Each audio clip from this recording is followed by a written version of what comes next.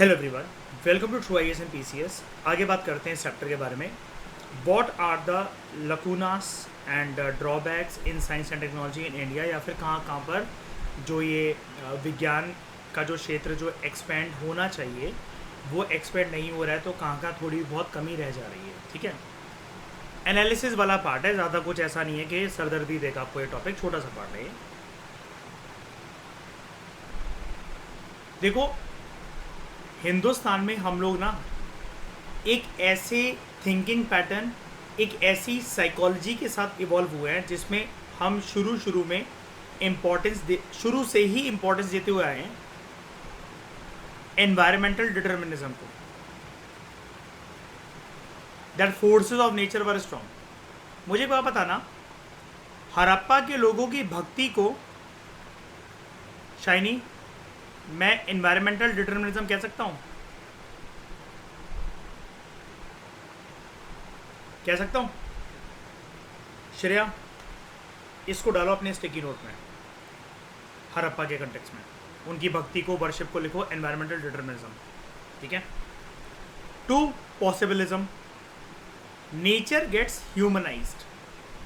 अब इसका मतलब पता है क्या है, ये प्रॉपर तरीके से नहीं देखा है। एक्चुअली पॉसिबिलिज्म का मतलब ये नहीं होता नेचर गेट्स ह्यूमनाइज्ड। जब इंसान ये सोचने लग जाए ना कि कुदरत की सारी रिसोर्सेज, सारी चीज़ें मेरे लिए हैं, मेरे सुख के लिए हैं, मेरे फ़ायदे के लिए हैं, ये मेरे लिए ही तो बने होंगे, ये होता है पॉसिबिलिज्म।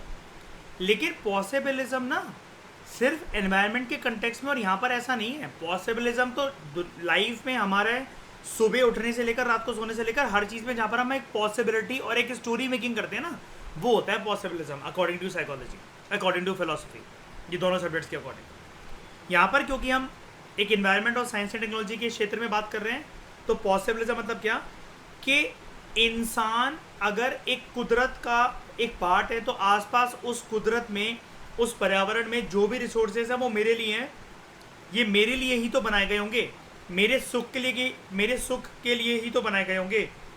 मैं किसी और के बारे में क्यों सोचूं? अगर हम लोग अपनी फ्यूचर जनरेशन से अगर इतना ही लगाव रखते तो सस्टेनेबल डेवलपमेंट का कंसेप्ट क्यों आता?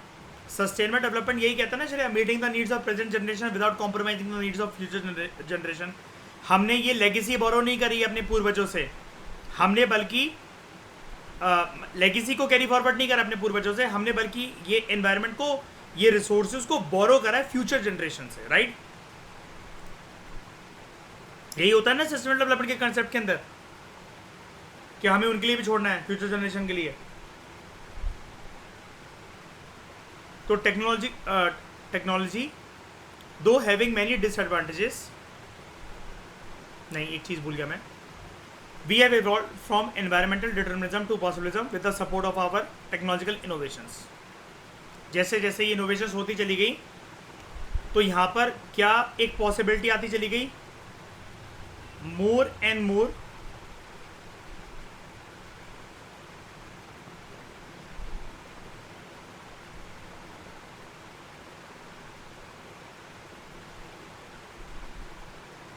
रिसोर्स एक्सट्रैक्शन की पॉसिबिलिटी। हाँ या ना?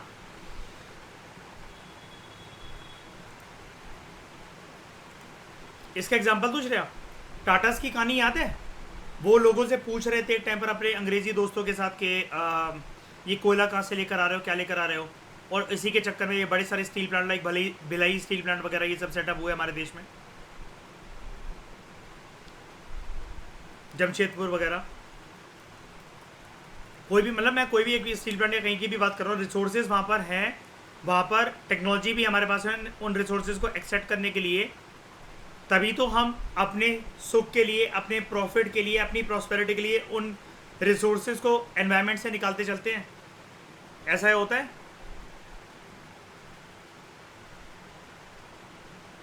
तो टेक्नोलॉजी दो हैविंग मेनी डिसएडवांटेजेस, अगर इसको ज़्यादा यूज़ करा जाए, it has a potential to solve human suffering. लेकिन एक लिमिट से ज़्यादा भी यूज़ करा जाए तो ये विनाशकारी भी है। ठीक है, अगर एक अच्छी क्वालिटी रिसर्च करी जाए, जो कि होती भी आई है हमारे देश के अंदर, इसकी वजह से हम अपनी कुदरत की, अपने पर्यावरण की एक हिडन पोटेंशियल को जान सकते हैं। जो कि काफ़ी ज़्यादा बेहतरीन साबित हो सकती है for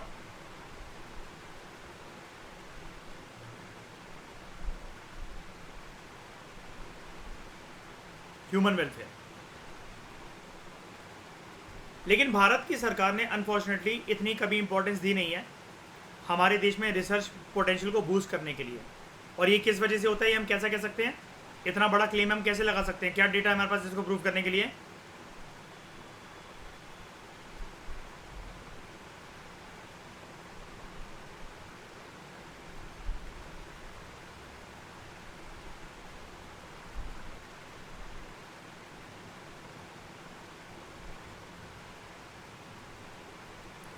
GDP allocation to science and technology departments are highly low,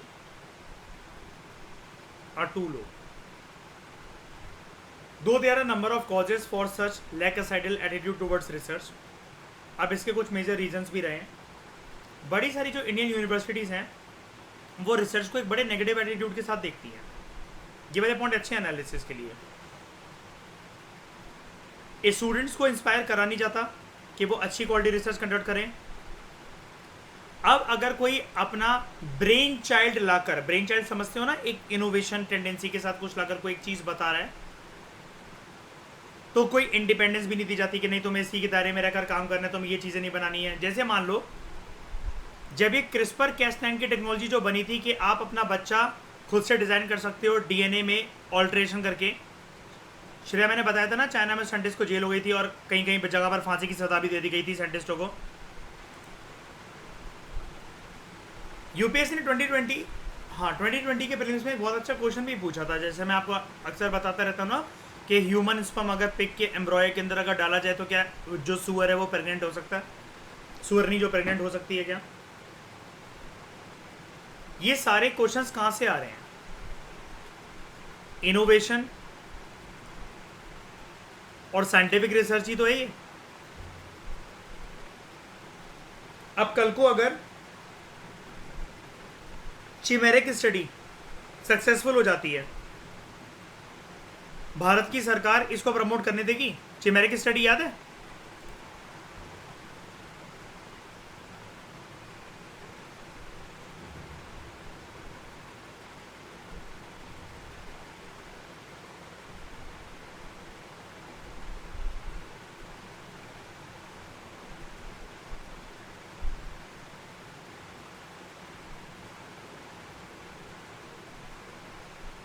lion का DNA ले लो, अपना DNA ले लो,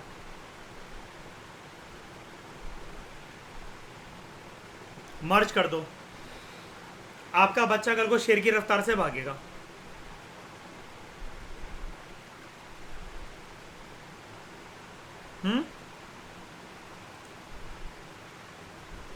आवाज़ क्लियर नहीं आ रही आशमा, क्या बोल रहे हो? जीरो, हाँ जीमो ट्रांसप्लांटेशन, वेरी गुड। याद है आशमा, हमने पढ़ा था उसको 2 साल पहले, वो मंकीज के ऊपर सबसे पहले स्टडी कंडक्ट करी गई थी। अब अगर ये सच में कोई प्रमोट करना चाहे, आपको क्या लगता है भारत की सरकार के एटीट्यूड को देखते हुए हमारे देश में इस चीज़ को प्रमोट करा जाएगा कभी? ऐसे प्रमोट छोड़ो, इसका वॉलंटियर कौन बनेगा? करवाओगे आप अपने बच्चे पे?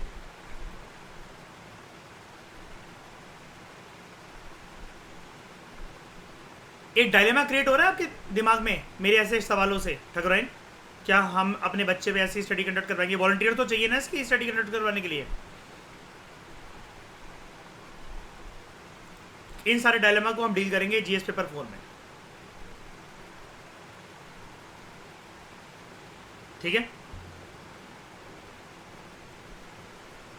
तो they neither inspire students to conduct quality research, ना ही वो उसको इंडिपेंडेंस आज़ादी देते हैं, मॉरल और financial support for bringing out good quality research. India has an average rank when it comes to government expenditure on research, क्योंकि यहाँ के लोग इतने सक्षम हैं। जब बात आती है कि दुनिया में पहला प्लेन किसने उड़ाया, दुनिया कहती है राइट ब्रदर्स ने। हमारे प्रधानमंत्री कहते हैं पुष्पक विमान उड़ा था हमारे सबसे पहले।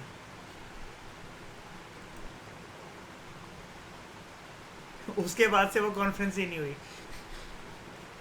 तो even after repeated demands from research for allocating more funds towards research for over a decade. GDP देख लो रिसर्च पर कितनी एलोकेट करी जाती है, 0.8%। 1% भी घसीटे मार मार कर देने में प्राण निकलते हैं सरकार के। Research and development expenditure per capita is also poor. Per capita मतलब क्या है? एक एक इंडिविजुअल जितना रिसर्च एंड डेवलपमेंट करने के लिए उसको पर शेयर जो मिलना चाहिए, जितना पैसा मिलना चाहिए। जरा एक बात बताओ, मेरे दिमाग में कोई एक ब्रेन चाइल्ड है, कोई एक इनोवेशन है, इन्वेंशन है, मेरे पास अगर पैसा नहीं है लेकिन मुझे पता है कि इससे बहुत लोगों की हेल्प अगर हो सकती है, तो मुझे अगर कोई फंडिंग उसके लिए प्रोवाइड करवा दे, मैं कम से कम एक टेस्ट तो कर सकूं कम से कम। अगर वो सक्सेसफुल हो तो फायदा ही तो होगा। सरकार जितने भी अपने स्पेस प्रोग्राम के अंदर भर भर के अगर पैसा देती है, सारे सक्सेसफुल हो जाते हैं। कैसे तुमने फिर इतने सारे लोगों के पैसे डुबा दिए चंद्रयान 2 में, बताओ?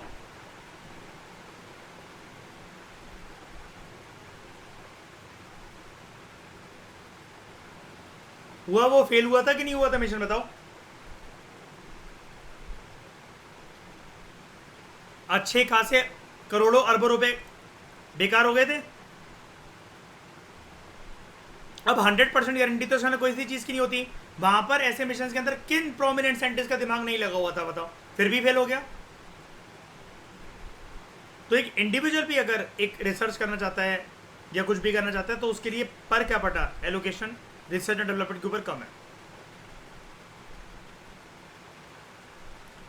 Concentration of available financial resources and research opportunities among the premiere institutes of the country.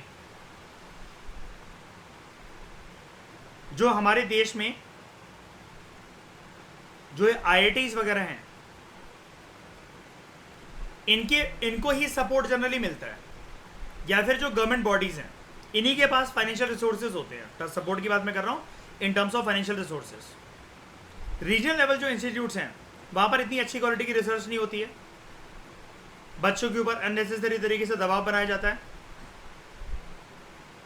Because वहां पर too many students they compete for a limited number of seats available, और बड़ी सारी रिसर्चेज को स्टेट यूनिवर्सिटीज में neglect करा जाता है।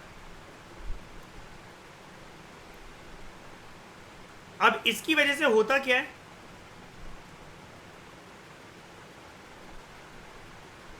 मैं कोई एक चीज प्रमोट करना चाहता हूं, मुझे वो कोई काम करने नहीं दे रहा और मुझे कहीं और से ऑफर आ रहा है, और ये ऑफर ऐसे बच्चों को चलाता है, ऐसे दिमाग को यूज करती हैं वेस्टर्न कंट्रीज।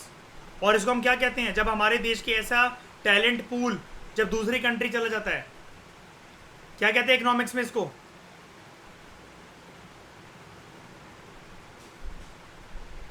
पूरा नाम बताओ।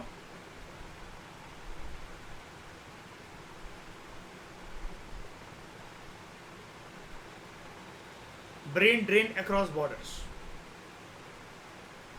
ये टर्म कहां गिवन है? 11th क्लास की इकोनॉमिक्स की एनसीईआरटी में गिवन है ये। और उसके बारे में हम कुछ पढ़ेंगे भी, मतलब उसमें अच्छी एनालिसिस दे रखी है उस एनसीईआरटी में, जो कि आपको नितिन सिंघानिया वगैरह में कभी नहीं मिलने वाली। उसके बाद miss governance, poor leadership quality, political intervention in allocation of funds की। सरकार ने पैसा दिया है तो देखना, हाँ भाई कैसा हो रहा है, क्या हो रहा है, क्या नहीं हो रहा, तुमने यहाँ पर बूस्टर क्यों नहीं लगा रखे, 4 पंख क्यों लगा रखे हैं। मतलब जैसे पॉलिटिशियंस ज्ञान ऐसे पेलेंगे जैसे बहुत कुछ जानते हो उसके बारे में। अगर किसी एक पॉलिटिशियन को union minister of science and technology बना दिया गया है तो वो हर चीज़ के बारे में मतलब फैमिलियर है, बताओ? एक आईएएस ऑफिसर अगर सेक्रेटरी बन गया है इसरो के डिपार्टमेंट में काम करने वाला, या किसी भी पब्लिक सेक्टर एंटरप्राइज या कहीं पर भी काम करने वाला जो कि सरकारी विभाग के साथ जुड़ा हुआ है, तो वो पूरा जानता है कि चंद्रयान 3 कैसे वर्क करेगा, क्या वर्क करेगा, प्रोपेलेंट्स कौन से होंगे, रॉकेट फ्यूल कौन सा होगा, सैटेलाइट सिस्टम कैसा होगा, क्या लगाया गया है, पेलोड स्केल इसका कैसा है, क्या नहीं है, प्रोपेलर्स कैसे हैं, सब कुछ जानता है उसके बारे में। IAS is only a jack of trade, master of none. थोड़ा थोड़ा थोड़ा थोड़ा हर चीज़ के बारे में जानते हैं कि आईएएस ऑफिसर कभी भी रिक्विजिट एक्सपर्टीज, पूरी की पूरी तरीके से सक्षमता कभी एक आईएएस ऑफिसर के पास, किसी भी सर्विस सर्वेंट के पास नहीं हो सकती, क्योंकि उसका मेन काम एडमिनिस्ट्रेशन का होता है, ना कि रिसर्च एंड डेवलपमेंट का। और ये वाली बात सिर्फ लिमिटेड डिपार्टमेंट्स के अंदर नहीं कर रहा मैं, ऑल ओवर द करियर उसके बारे में बात कर रहा हूँ मैं।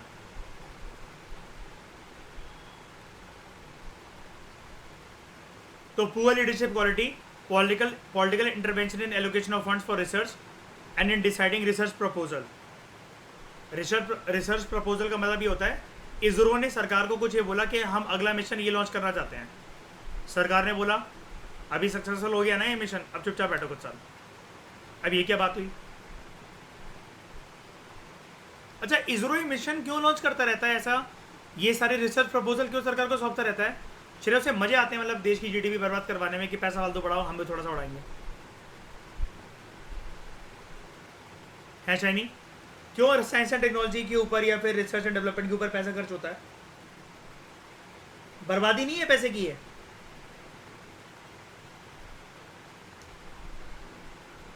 नहीं, ऑब्जेक्टिव तो था, लेकिन देश को देखो, इतने सारे लोग बीपीएल के नीचे हैं, बिलो पॉवर्टी लाइन के नीचे हैं, गरीब जनसंख्या इतनी है, खाने को 2 वक्त का रोटी नहीं है. इतना पैसा वेलफेयर स्कीम्स में लगाया जाए, मिड डे मील स्कीम वगैरह के अंदर लगाया जाए, न्यूट्रिशन लोगों को मिलेगा, एजुकेशन जब मिलेगी तो तब देश रेडी होगा. अभी से इतना पैसा क्यों लगाना? सही तो मिल रही है 0.8% जीडीपी, बल्कि इसको तो 0.08 कर देना चाहिए. नहीं,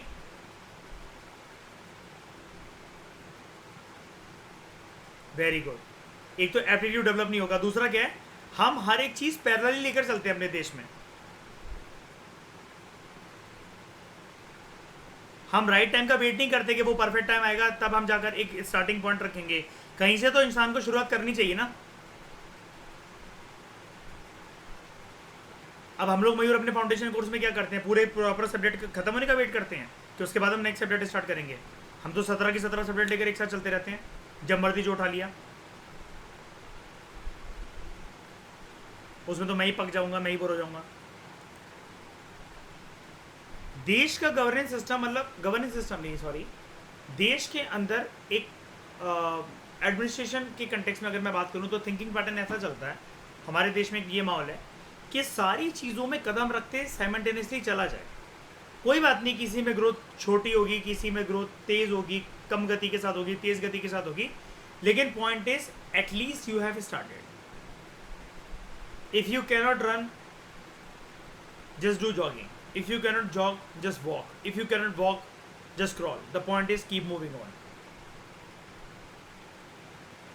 यही चीज़ है.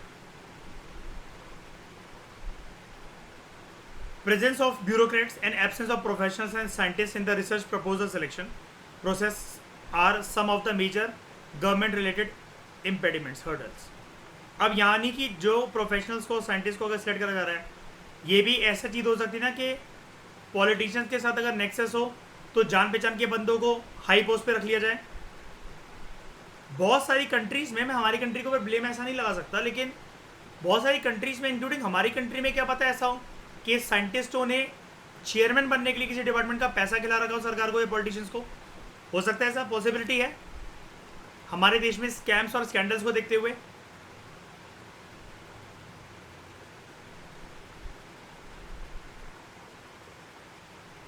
है. उसके बाद corporates are more enthusiastic, they are more enthused about research than government. मतलब प्राइवेट बॉडी ज्यादा interested as compare to public bodies. They are more interested in developing technology जो कि उनको इमीडिएट फाइनेंशियल रिटर्न देगी. सरकार क्या कछुए की चाल चलती है, धीरे धीरे धीरे कोई काम हुआ फिर रुक गया, फिर पैसा दिया फिर रोक दिया, फिर अगली सरकार आई वहाँ पर उसको लगा ये प्रोजेक्ट ही बेकार है तो पूरे 5 साल के लिए पैसा रोक दिया. सरकार इंकरेज नहीं करती है विज्ञान के क्षेत्र में इंपॉर्टेंट जो बेसिक रिसर्च होनी चाहिए.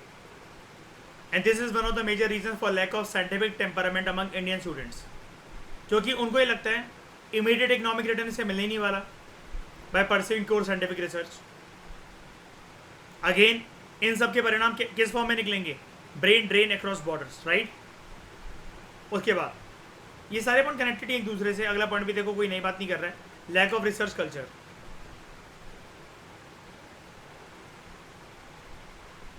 फंडामेंटल लेवल पे अगर हम लोग बात करें तो pedagogical change. What is pedagogy? कौन सी फील्ड होती है, किस चीज के साथ कनेक्टेड होता है? Nature and nurturing of a child, right. उनकी नींव तैयार करना. जब वो गीली मिट्टी है तो उनकी साइकोलॉजी, उनकी ग्रोथ, डेवलपमेंट, हर चीज़ को मोल्ड करते हुए चलना, है ना. एक छोटा बच्चा है, उसे गीता रामायण महाभारत का पाठ अगर बचपन में दे दिया जाए तब वो जल्दी उसको ग्रैस्प कर लेगा, या फिर 18 साल के बाद जब उसको टीवी और लैपटॉप और प्ले स्टेशन खेलने की आदत लग गई है तब? डिसिप्लिन दिमाग हमेशा कैसे बनाया जा सकता है? जब बच्चा 5 साल की उम्र में हो, या फिर जब वो 15 साल की उम्र में, 18 साल की उम्र में हो? जल्दी क्या है, बेटर क्या है ना? हमारे पास पता है उस टाइम पर पोटेंशियल कितनी होती है। एक रिसर्च पेपर को मैं पढ़ रहा था, हम लोग इस चीज़ को प्रमोट नहीं करवाते हैं, लेकिन बहुत आसानी से अगर एक बच्चे को फर्स्ट क्लास से 6 क्लास के लेवल में अगर आप लैंग्वेज सिखाने पे उसको आओ ना, सिर्फ फर्स्ट टू 6 क्लास, वो 27 लैंग्वेजेस सीख सकता है, कोई सा भी बच्चा ऑल ओवर द वर्ल्ड। एक रिसर्च पेपर में पढ़ रहा था अभी, लास्ट ईयर आई थिंक मैंने पढ़ा था उसको, क्योंकि उस टाइम पर ब्रेन क्यूरियस है, दिमाग में अभी जस्ट पैदा हुआ है तो दिमाग में अनशन बातें नहीं घुसी हुई हैं, फ्रेश है दिमाग के अंदर स्टोरेज कैपेसिटी है, इन्हीं चीज़ों को एब्जॉर्ब करने की वो क्षमता है, और बच्चे को जो दिखाओगे वो उसी चीज़ में क्यूरियोसिटी डेवलप करने लग जाएगा। जैसे जिन बच्चों की मम्मियाँ खाना बनाना जानती नहीं है, भाइयात खाना जिनके घर पे बनता है, आप लोगों के बड़े सारे ऐसे दोस्त होंगे, उनसे पूछो तुम्हारे घर पे क्या बना है, कद्दू, करेला, तोरई की सब्जी, तो उनकी मम्मियाँ पूछती बेटा खाना खाओगे? नहीं आंटी अभी बाहर से ही खा कर आए हैं, कुछ नहीं खाना, पास पानी पिला दो। मन नहीं करता उनके घर जाने का, कि कद्दू रख देंगी सामने लाकर, लौकी की सब्जी रख देंगी, खिचड़ी खिलाते पता चला। और बहुत अच्छी कोई ओकेजन है उनके घर में, बहुत अच्छी कोई ओकेजन तो कड़ी चावल बनते हैं, उससे ऊपर नहीं बनेंगे।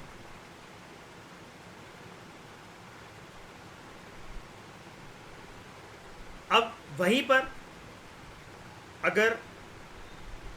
अगर आप अपने घर के माहौल को देखो, या जहाँ पर आपको अगर चटोरेपन की अगर चीज़ें मिलती हैं, फिर आप जो मांगते हो वो मिल जाता है आपको, तो आपके मन में एक हमेशा ये रहता है कि यार हमारे घर पे तो यार चाची हैं, बुआ हैं, इतने सारे लोग हैं, मम्मी हैं, तो कोई ना कोई, या नहीं भी हैं चलो, तो हमारी मम्मी बहुत कुछ बनाना जानती है, हमें फूड के लिए सेटिस्फेक्शन की कोई अलग से कोई नीड नहीं है। अब ऐसे बच्चे जिनके घर पे वो बन ही रहा है, मतलब मैं बोलना ही चाह रहा हूँ इस एग्जांपल से कनेक्ट करते हुए, कि जिनके घर पे बोरिंग सा खाना बन रहा है, तो वो नखरे नहीं दिखाएंगे वो बच्चे कभी, उनको पता है कि वही बनना है। तो ऐसे बच्चे बड़े होकर, मतलब आप वो स्कूल में भी भाई भिंडी पराठा लेकर आते हैं, वो खा लेते हैं वो आराम से।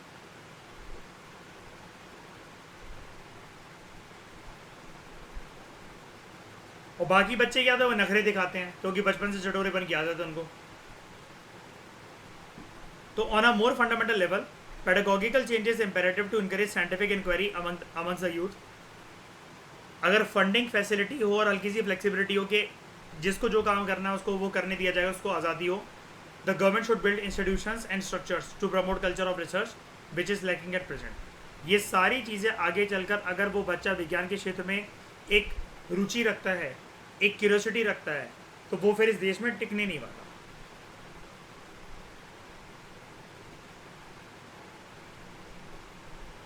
वो नहीं टिकने वाला फिर इस देश में। क्या हो जाएगा उसका? Brain drain. Research and development के क्षेत्र में कुछ हम फैक्चुअल डेटा की बात करते हैं। इंडिया जो है अप्रॉक्सीमेटली 0.7 to 0.8% अपनी जीडीपी को खर्च करता है on research and development, but it is still lacking behind many developing and developed countries. Brazil, Russia and China and south Africa. Brazil की बात करें तो 1.2%, Russia 1.1%, China 2% and south Africa 0.8% ये खर्च करते हैं अपनी जीडीपी का पार्ट रिसर्च एंड डेवलपमेंट पर। वर्ल्ड एवरेज निकल कर आता है 1.8%। जो डेवलप कंट्रीज हैं, यूएसए की बात करें 2.9%, स्वीडन 3.2%, स्विट्जरलैंड 3.4%।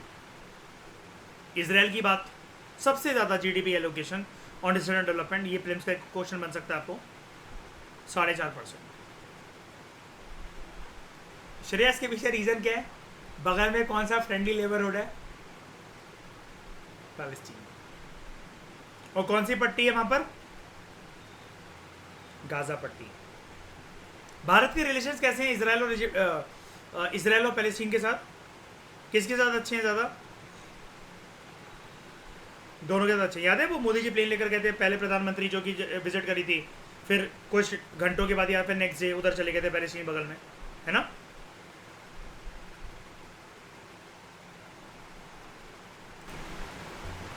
उसके बाद the share of central government spending on research development is nearly 45.1% of the total expenditure. ये जीडीपी नहीं है, सेंट्रल गवर्नमेंट के एक्सपेंडिचर की पार्ट को दिखाया जा रहा है. While others like private sector industries have contributed about 38.1%, followed by state governments up to 7.4%.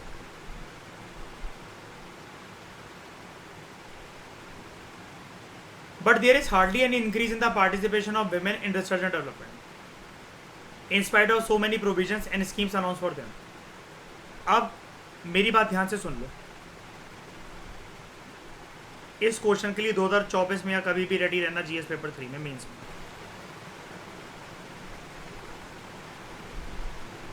ऐसी क्वेश्चन पूछे ना श्रेया उस बार यूपीएससी ने हमसे सिंपली पूछ लेगा ना कि बड़ी सारी स्कीम्स चली हैं विमेन को प्रमोट करवाने के लिए in the field of science and technology, लेकिन स्टिल उनका पार्टिसिपेशन बहुत कम है. कमेंट यहीं पर टाइम वेस्ट होता है ना थिंकिंग में, ब्रेनस्टॉर्मिंग में. याद है एक और क्वेश्चन इस बारी जीएस पेपर 1 के अंदर उसको पूछ लेना चाहिए था, फिर से पेंडिंग पे चला गया वो श्रेया. विमेन प्रिजनर्स के बारे में अक्सर बताता रहता हूं मैं आपको. जेल में पूरे देश के मर्द तो ठूस ठूस के भरे हुए हैं, हर कोई जानता है. औरतों की क्या हालत है, गुंडे तो गए हैं जेल में, गुंडियों का क्या हाल है.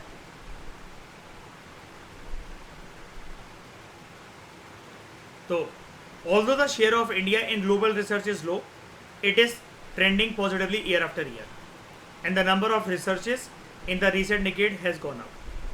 याद है ये भी क्वेश्चन बन सकता है. एक अभी क्वेश्चन आया था प्रेसिडेंट रूल के कंटेक्स्ट में, पोस्ट 1990s के पीरियड में बोल रहा था कि क्या चीज़ें अच्छी हो गई, क्या प्रेसिडेंट रूल इतना नहीं लगता है ना. ट्रैप करा ना उसने हमें. अब पूछने को ऊपर वाला क्वेश्चन भी पूछ सकता है और नीचे वाला क्वेश्चन भी पूछ सकता है कि देखो share of India in global research is low, all the share of India in global research is low, it is trending possibly year after year, and the number of research in the recent decade has gone up. What are some of the prominent factors, या फिर examine, comment, analyse. इन दो questions के लिए ready रहना आने वाले सालों में.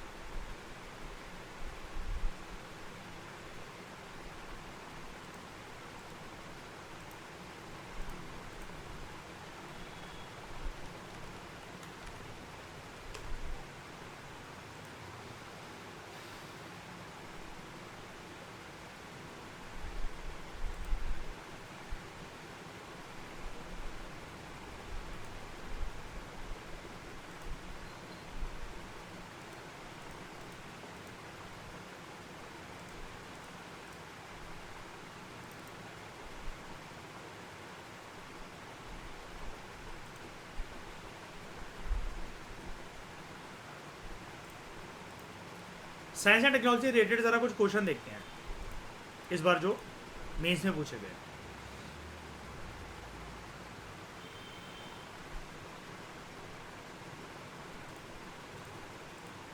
डायरेक्टली सिलेबस से क्वेश्चन आए, ये टेक्नोलॉजी वगैरह छोड़ो, उसको पहले साइंस एंड टेक्नोलॉजी देखते हैं. Introduce the concept of artificial intelligence.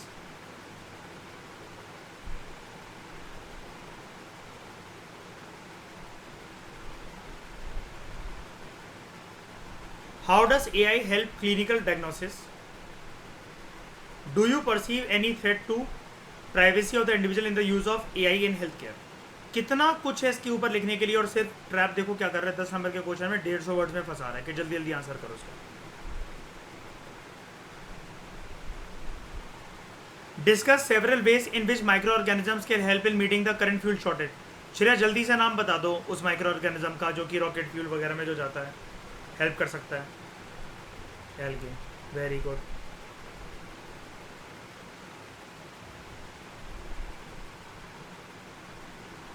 है इन्फॉर्मेशन काम की हमारे अभी तक तो है. और क्या देखने को मिलेगा यहाँ पर. साइंस एंड टेक्नोलॉजी देखते हैं, एनवायरनमेंट को हटाते हैं ज़रा. Security, unemployment, economy, profit pattern, WTO, electric vehicles. ये देखो कितना लेटेस्ट पेपर यूपीएससी बनाता है. What is the main task of India's third moon mission what which could not be achieved in the earlier mission. List the countries that have achieved this task. देख रहे हो, पहली बार UPSC ने question दिया list. इससे पहले कौन कौन जान चुका है? कभी नहीं यूपीएससी ने आज तक मेंस में क्वेश्चन दिया कभी लिस्ट डाउन. मतलब हमें पहली बार 1 2 3 4 सिर्फ ये लिखने के लिए, कुछ एक्सप्लेनेशन नहीं, कोई फालतू का ड्रामा नहीं, कुछ भी नहीं. चाहो तो साल याद हो तो लिख दो, यानी कि लेकिन उससे पहले यूएसए, रशिया, चाइना, फलाना टिकमा. ठीक है. Introduce the subsystem in the spacecraft launched and explain the role of virtual launch control centre at Vikram Sarabhai space centre which contributed to the successful launch from Sriharikota. अच्छे से जो monitoring नहीं होती है, जैसे आपको वो मंगलयान मूवी के अंदर दिखाया हुआ, विद्या बालन, अक्षय कुमार सबको मिलकर वो देखते हैं, इंतजार करते हैं. इसी को देख लो Shreya. Comment of the national wetland conservation programme नहीं है PMFIS में दोबारा आ गया same question. Name of few India's wetland of international importance introduce in Ramsar sites. करवाया उस दिन मैंने अभी कुछ टाइम पहले. सेम बिल्कुल डिट्टो. मैं इसलिए कहता हूँ हाँ नहीं नहीं नहीं नहीं चंगाई 4 कर चुका है पहला एक काम. यहाँ पर अगर हम लोग इसको देखें बस यही है. साइंस एंड टेक्नोलॉजी का कोई क्वेश्चन ज़्यादा है नहीं. ओके ओके ओके चलिए ये क्वेश्चन देख रहे हो जरा एक बार के लिए.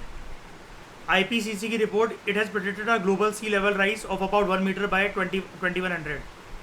What would be its impact in India and the other countries in Indian Ocean region. याद है पूरी की पूरी डिस्कशन. और अभी याद है हम ग्लोबल वार्मिंग की जो बात करते हैं यहाँ पर जो हम पॉइंट पुट करेंगे वो 2 डिग्री नहीं, अब कितना डिग्री हमें कम करना है उसको 1.5. याद है 2 डिग्री से 2 डिग्री तो बहुत खतरनाक है. अब कहाँ तक लेकर आना है उसको पहले 1.5 डिग्री सेल्सियस. एक मिनट के लिए. तो दोस्तों इस डिस्कशन में फिलहाल इतने. Thank you very much for discussion.